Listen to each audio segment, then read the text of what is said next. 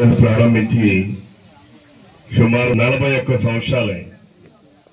41 సంవత్సరాలు ఒక నియోజకవర్గ కేంద్రంలో ఉన్నటువంటి డిగ్రీ కాలేజ్ చూస్తే ఎప్పటికీ కూడా ఆర్ట్స్ గ్రూపులు మాత్రమే ఉన్నాయి.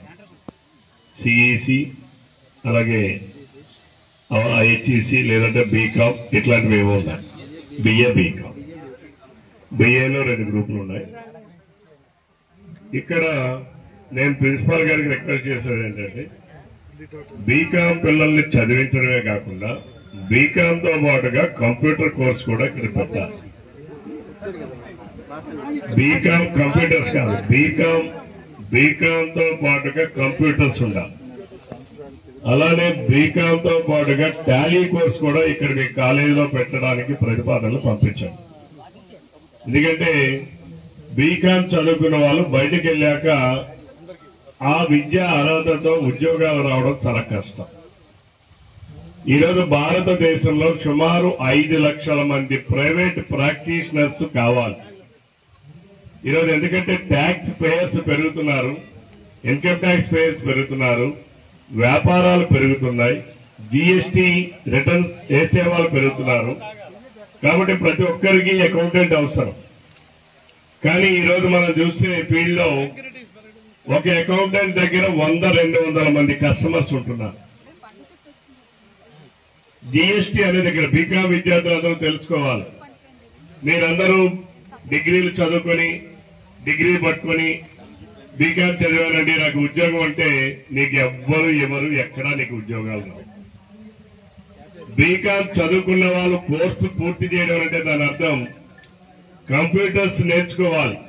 ఎంఎస్ ఆఫీస్ కానీ, అట్లానే ఇంకా లాంగ్వేజెస్ కానీ, అలానే టాలీ కోర్స్ కూడా 18 మంత్స్ ఉంటుంది. టాలీ కోర్స్ కూడా చదవాలి. ఆ 3 పూర్తి చేస్తేనే మీరు బీకామ్ డిగ్రీకి మీరు చేసుకున్న దానికి ఉద్యోగాలు రావడానికి అవకాశం ఏర్పడుతుంది. మీరు బీకామ్ ఒక్కటే చదివి బయట ప్రపంచంలోకి వచ్చే ఉద్యోగాల కోసం వస్తే మీకు ఎక్కడ ఎవరు కూడా ఉద్యోగాలు ఇవ్వరు.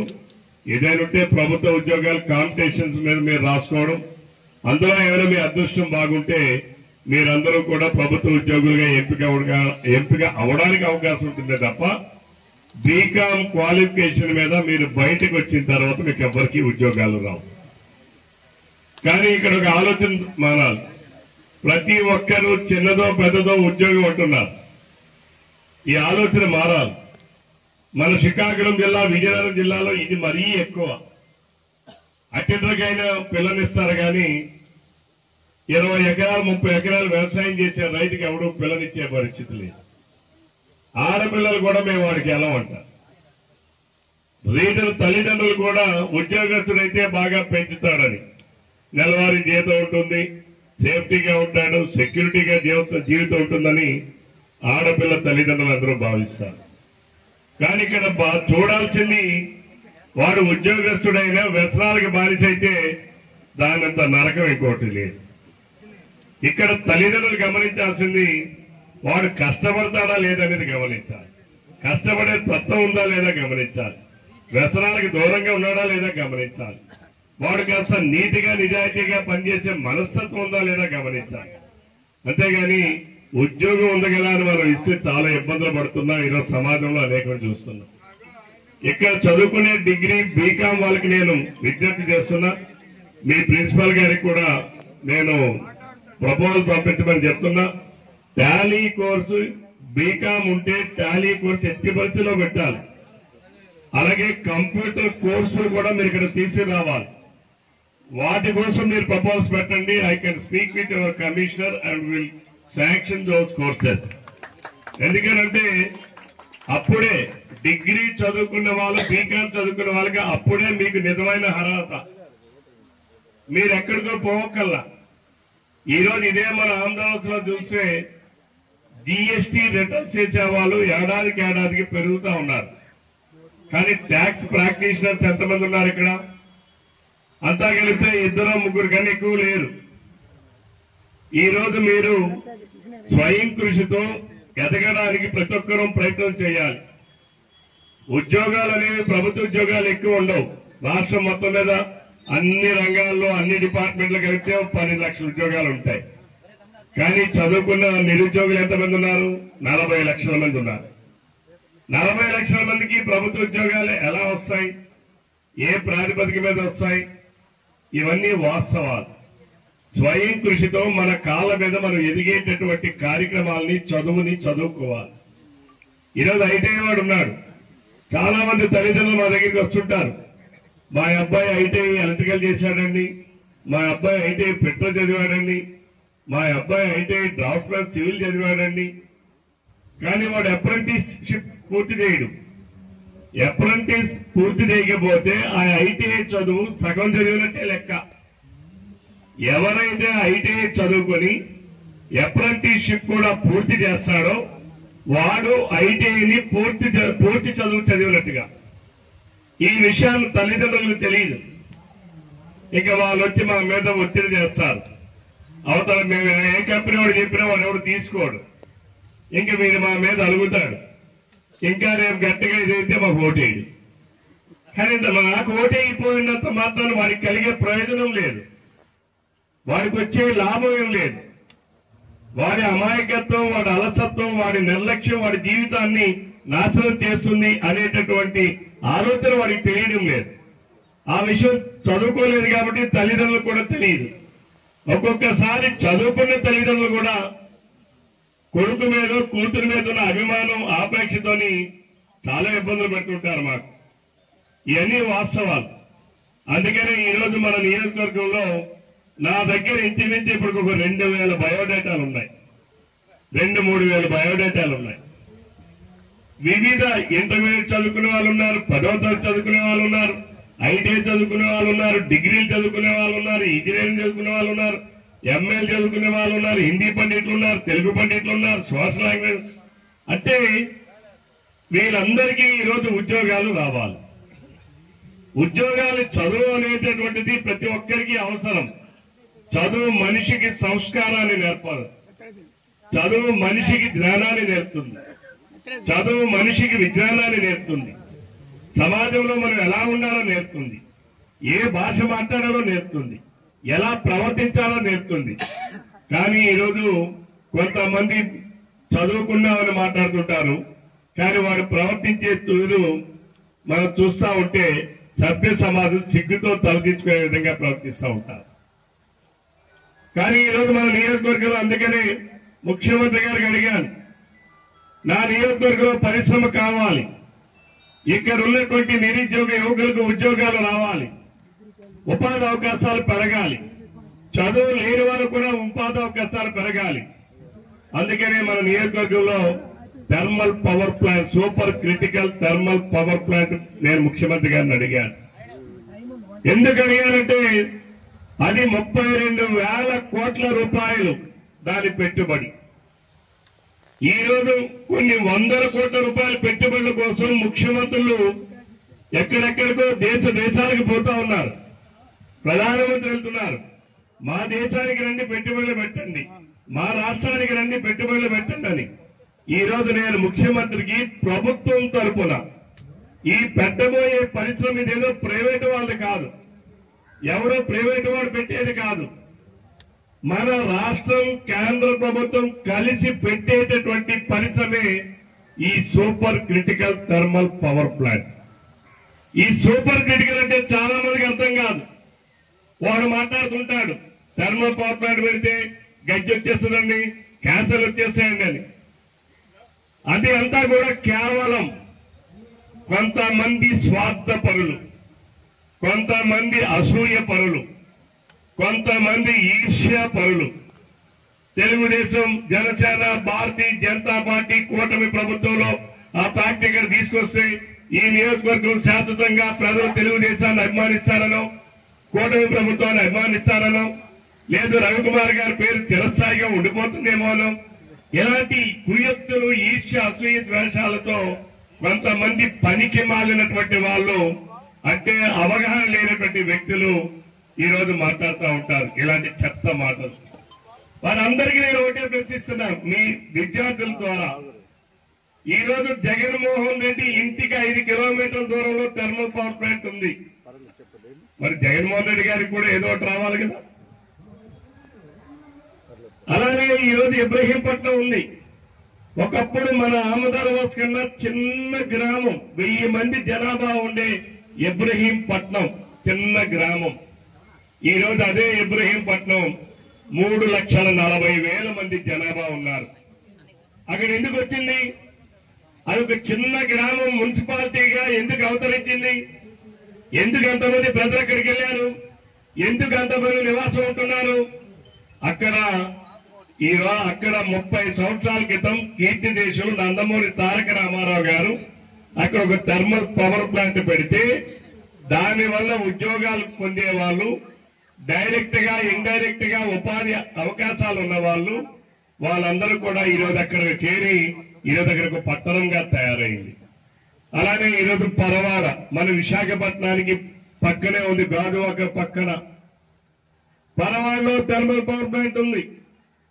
ఆ థర్మల్ పవర్ ప్లాంట్ కూడా ఈరోజు ఇక్కడ సింహాద్రి థర్మల్ పవర్ ప్లాంట్ అంటే కేంద్ర ప్రభుత్వం ప్రైవేటు వాళ్ళు కలిపి నడిపిస్తున్నటువంటిది. ఈ రోజు అక్కడ మనం చూస్తే పరవాడ అనేది రేపు మున్సిపాలిటీ కాబోతా ఉంది. అంటే ఒక చిన్న గ్రామం 500 మంది 1000 మంది జనాభా ఉన్నటువంటి గ్రామాలు పరిశ్రమలు వస్తే ఈరోజు పట్టణాలుగా మారుతున్నాయి. కానీ కొంతమంది పనికి రానటువంటి వాళ్ళు, చెత్తగాళ్ళు ఈరోజు పరిశ్రమలు రాకుండా అడ్డుకోవాలని చూస్తున్నారు. ఈ రోజు అదే మన జిల్లా మన ప్రాంతానికైనా పరిశ్రమ వస్తే దానికి అనుబంధంగా ఇంకా సిమెంట్ పరిశ్రమలు వస్తాయి, దానికి అనుబంధంగా ఇతర పరిశ్రమలు వస్తాయి. మన నియోజకవర్గం రూపురేఖలే మారడానికి రేపటి నాంది పలకబోతా ఉంది.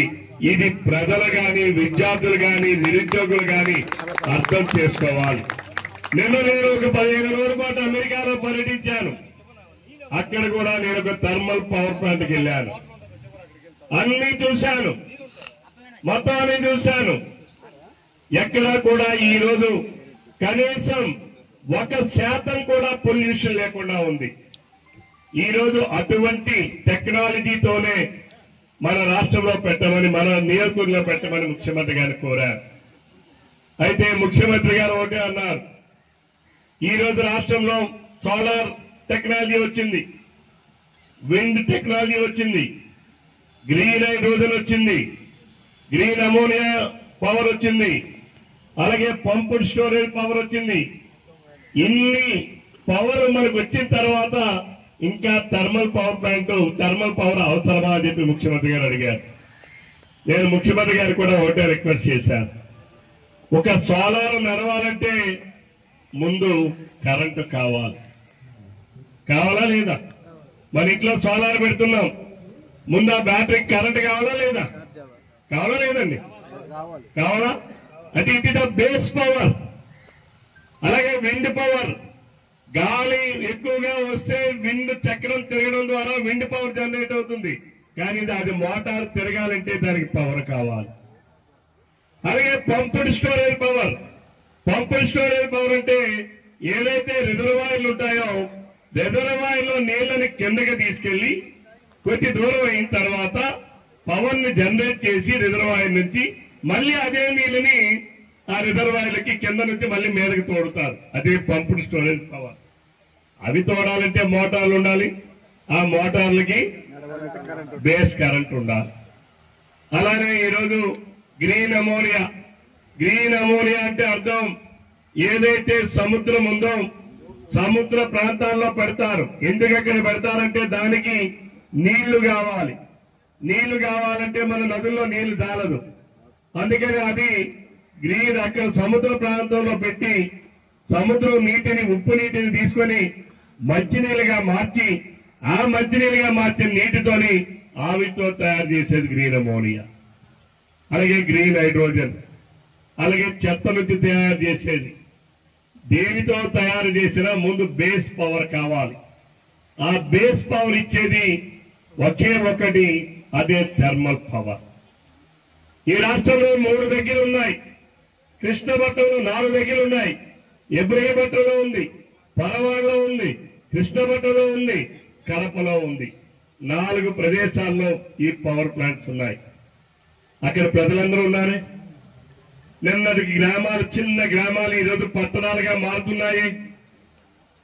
ఈరోజు అక్కడ ఉన్నటువంటి రాజకీయ నాయకులు ఉన్నారు. ఆ ప్రాంతాల్లో కూడా రాజకీయ పార్టీలు ఉన్నాయి. ఆ ప్రాంతాల్లో కూడా పోటీ చేసినోడు ఓడిపోయినోడు ఇద్దరు ఉంటారు. కానీ అక్కడ పరిశ్రమలు వస్తే అక్కడ ఉన్నటువంటి అందరూ కూడా దానిని స్వాగతిస్తున్నారు. ఈరోజు నెల్లూరు జిల్లాలో చూస్తే 5 థర్మల్ పవర్ స్టేషన్స్ ఉన్నాయి. 5 ఉన్నాయి. ఈరోజు అవన్నీ కూడా అడుక్కోటున్నాయి.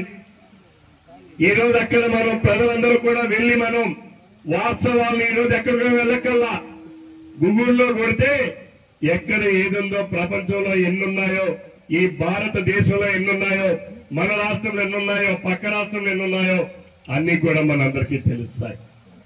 కాబట్టి ఎందుకు నేను ఇక్కడ మాట్లాడుతున్నానంటే చదువుకున్న యువకులు రేపు మీరందరూ డిగ్రీలు పట్టుకొని బయటకు వస్తారు. డిగ్రీలు పట్టుకొని బయటకు వస్తే మీకు ప్రపంచం అంతా వింతగా కనబడుతుంది. ఉద్యోగాలు లేక, ఉద్యోగాలు రాక, ఇంటిలో తల్లిదండ్రులు మిమ్మల్ని ఏమనలేక, మా బిడ్డలకి ఉద్యోగం రాలేదనే వాళ్ళు మానసిక ఒత్తిడికి గురై ఎంతో మంది తల్లిదండ్రులు బాధపడుతున్నటువంటివి. ఇవాళ అన్నిటికీ పరిష్కారం ఒక్క పరిశ్రమల ద్వారానే మన ప్రాంతం అభివృద్ధి చెందాలి. ఈరోజు అందుకనే మొన్న వారం రోజుల క్రితం ఆ ప్రాంతం అంతా ఏరియల్ సర్వే పూర్తి చేశారు. జాయింట్ డైరెక్టర్, జాయింట్ ఎండి, జేఎండి గారు వచ్చి ఆయన కూడా ప్రాంతం పరిశీలించి వెళ్లారు. నేను మీ అందరికీ ఒకటే విజ్ఞప్తి చేస్తున్నా, ఇది మన నియోజకవర్గానికి రాబోయేటటువంటి ఒక సువర్ణ అవకాశం. ఈ రోజు రాజకీయాల్లో నేనుండొచ్చు, రేపు ఎక్కువగా రావచ్చు, కానీ మన ప్రాంతం ముఖ్యం, మన ప్రాంతం అభివృద్ధి ముఖ్యం. మన ప్రాంతంలో ఉన్నటువంటి మన బిడ్డలకి ఉద్యోగ ఉపాధి అవకాశాలు కల్పించడం ముఖ్యం. దానికి మీరందరూ కూడా యువతరం అంతా కూడా నడుము బిగించి ఎవడైనా సరే, ఏ నా కొడుకైనా సరే తప్పుడు ఫిర్యాదులు చేసినా, తప్పుడు మాటలు దాని ప్రచారాలు చేసినా తిప్పి కొట్టాలని చెప్పి నేను యువతరానికి ప్రధానంగా ప్రతి ఒక్కరికి కూడా మీడియా సోదరులకి, తల్లిదండ్రులకి అందరికీ విజ్ఞప్తి చేస్తున్నాను. ఇలా చాలదు, ప్రజల సహకారం కావాలి, యువత సహకారం కావాలి, నిరుద్యోగుల సహకారం కావాలి. ఇదేమి 100 రూపాయలు, 50 రూపాయలు, 1,00,000, 2 లక్షలు పెట్టే బడ్డీ కొట్టు కాదు. ఇది 32,000 కోట్ల రూపాయలు పెట్టుబడులు. 32,000 కోట్ల రూపాయలు పెట్టుబడులంటే మీరే ఊహించండి. ఈ రోజు మన ఆమదాలవలస నియోజకవర్గం ముఖ చిత్రం. రేపు ఈ శ్రీకాకుళం జిల్లాలో ఆమదాలవలస నియోజకవర్గం రాజకీయాలకే కాదు, రేపు అభివృద్ధిలో కూడా మనమే ముందుండాలనేది నా సంకల్పం. రాజకీయాల్లో కూడా ఈ జిల్లాలో మన ఆమదాలవలస నియోజకవర్గం నుంచే గడిచిన 70 సంవత్సరాల నుంచి శాసించాం. తప్పనిసరిగా నాయకత్వం ఇచ్చాం. మనకి ఇక్కడ ఉన్నటువంటి రాజకీయాల్లో ఉన్న చైతన్యమే మిగిలిన నియోజకవర్గాల మీద కూడా దానిపైన ప్రభావం పడేటటువంటి పరిస్థితులు ఉన్న నియోజకవర్గం ఇది. ఈ రోజు మనం గడిచిన 30 సంవత్సరాలు చూస్తే ఎక్కడా కూడా అభివృద్ధి లేదు. సరే కదా, ఒక రియల్ ఎస్టేట్ వెంచర్ కూడా లేనటువంటి ప్రాంతం ఏదైనా ఉందంటే మన ఆమదాలవలస నియోజకవర్గం. రాగోల్లో 4 రియల్ ఎస్టేట్ వెంచర్లు వస్తాయి, శ్రీకాకుళంలో వస్తాయి, నర్సరావుపేటలో వస్తాయి, టెక్కల్లో వస్తాయి, పాతబట్టలో వస్తాయి, కొత్తూరులో వస్తాయి. కానీ మన ఆమదాలవలసలో మాత్రం ఎవడు రియల్ ఎస్టేట్ వేస్తే అమ్మేవాడు లేడు, కొనేవాడే లేడు. కారణం ఏంటి? కారణం ఏంటి? మన ఆమదాలవలస ఎవడు రావడం లేదు. ఎవరు రావాలా? మన చుట్టుపక్కల వారు కూడా పోతే రాఘోలు పోతున్నాడు, లేదా శ్రీకాకుళం పోతున్నాడు, లేదా నవభారతం పోతున్నాడు. ఎవరైనా వస్తున్నారా? దానికి కారణం ఎటువంటి ఉపాధి అవకాశాలు కూడా ఇక్కడ లేవు కాబట్టి ఎవరు రావడం రా. ఈ రోజు మనం దీనిపైన ఆలోచన చేయాలి. అంతేకాదు, ఈ రోజు పొందూరు మండలంలో ప్రభుత్వ భూమి ఒక 800 ఎకరాలు గుర్తించాను. నేను ఇప్పటికి 4-5 పారిశ్రామికవేత్తలు కలిశాను, రమ్మని ఆహ్వానించాను. ఒక 2 పారిశ్రామికవేత్తలు మన దగ్గర ఒక 3-4 వేల కోట్ల రూపాయలు పెట్టడానికి ఈరోజు ముందుకొచ్చారు. ఆ భూములు కూడా ప్రభుత్వానికి చెప్పాం వాళ్ళకి అలాట్ చేయమని. ఆ ప్రాసెస్ కూడా చేస్తున్నాం. మన నియోజకవర్గంలో ఉండేటటువంటి ఇండస్ట్రీస్ రావడానికి కలిగినటువంటి ప్రాంతం ఒకటి పొందూరు మండలం. ఎందుకంటే ఎయిర్పోర్ట్ కి భోగాపురం ఎయిర్పోర్ట్ వస్తే భోగాపురం ఎయిర్పోర్ట్ కి దగ్గరగా ఉంటాం, నేషనల్ హైవేకి దగ్గరగా ఉంటాం. పారిశ్రామికవేత్తలు ఎవరైనా సరే నాకు ఎయిర్పోర్ట్ నుంచి నేను గంట జర్నీలో చేరుకోవాలని కోరుకుంటాడు. హైవే నుంచి ఎంత దూరంలో ఉందని చూస్తాడు. అలాగే మన పొందూరు నుంచి ఈరోజు మూలపేట పోర్టు వెళ్ళాలి అంటే 60 కిలోమీటర్ల గంట జర్నీ. అలానే ఈరోజు ఇవన్నీ కూడా పరిశ్రమలు రావడానికి ప్రయత్నం చేస్తున్నా. దానికి మీ అందరి సహకారం కూడా కావాలి, ప్రజల సహకారం కావాలి. ఎవరైనా పనికి మాలిన కొడుకులు సోషల్ మీడియాలో వాళ్ళ ఎవరైనా దానికి వ్యతిరేకంగా మాట్లాడితే యువకులే ముందుకొచ్చి సోషల్ మీడియాలో మీరందరూ మీ చేతిలో ఉన్న సెల్ ఫోన్ ఒక ఆయుధంగా మారాలి. ఒక్కసారి మీరు ఆలోచన చేయాలి. మీ చేతిలో ఉన్న సెల్ ఫోన్ మీ జీవితాన్ని దిద్దడానికి ఉపయోగించండి, మీ జీవితాన్ని నాశనం చేసుకోవడానికి ఉపయోగించొద్దు. ఈరోజు చాలా మంది విద్యార్థులు బెట్టింగ్లు ఆడుతున్నారు. మీ సెల్ ఫోన్ మీ చేతిలో ఉన్నది బెట్టింగ్ల కోసం కాదు, అది మీ జీవితాన్ని మార్చుకోవడం కోసం, ఈ ప్రపంచంలో ఉన్నటువంటి విషయాన్ని తెలుసుకోవడం కోసం, మీ జ్ఞానాన్ని పెంచుకోవడం కోసం ఈ సెల్ ఫోన్ వాడండి తప్ప మీ జీవితాన్ని నాశనం చేసుకోవడానికి కాదని చెప్పి కూడా ఈ సందర్భంగా తెలియజేస్తున్నా. మీరందరూ కూడా ఈరోజు ఇక్కడ మన డిగ్రీ కాలేజ్, ఆ రోజు నేను గతంలో శాసనసభ్యుడిగా ఉన్నప్పుడు ఇక్కడ సైన్స్ కోర్సులు శాంక్షన్ చేయించాను, ప్రారంభించారు. కానీ మళ్ళీ ఇక్కడ ఉన్న లెక్చరర్స్ అప్పుడున్న ప్రిన్సిపాల్స్ మళ్ళీ వచ్చేశారు. శాంక్షన్ పోస్టులు లేకపోతే రాయాలి, ఇక్కడ ఉన్న పనిచేసే సిబ్బంది పని చేయాలి, ఆల్టర్నేటివ్స్ చూస్తాం. అంతేగాని మీరు మీ కన్వీనియంట్ చూడొద్దు. నేను మళ్ళీ ప్రిన్సిపాల్ గారికి ఇక్కడ ఉన్న సిబ్బందికి అందరికీ చెప్తున్నా, ఇట్ ఈస్ మై అంబిషన్. ఇది నియోజకవర్గ కేంద్రంలో ఉన్నటువంటి డిగ్రీ కాలేజ్. దీనిని అభివృద్ధి చేయాలనే లక్ష్యం నాలో ఉంది, పట్టుదల నాలో ఉంది. కానీ మీరు దానికి సహకరించాలి. ఇక్కడ సైన్స్ కోర్సులు రావాలి, రిలేటెడ్ కోర్సులు రావాలి. రేపు ఆ విద్యార్థి బయటకు వస్తే ఉద్యోగానికి అర్హత సాధించే విధంగా మన బిడ్డల్ని మనం తయారు చేసినటువంటి అవసరం ఉంది. దయచేసి మీరు అటువంటి ఆలోచనతో ముందుకెళ్లాలని చెప్పి నేను మీ సిబ్బందికి, ప్రిన్సిపాల్ గారికి రిక్వెస్ట్ చేస్తున్నా. ఎప్పుడూ అండగా ఉంటా. అలాగే ఇక్కడ ఉన్నటువంటి కాంట్రాక్టర్లు కూడా కొంతమంది, నిన్న వాడు వచ్చాడు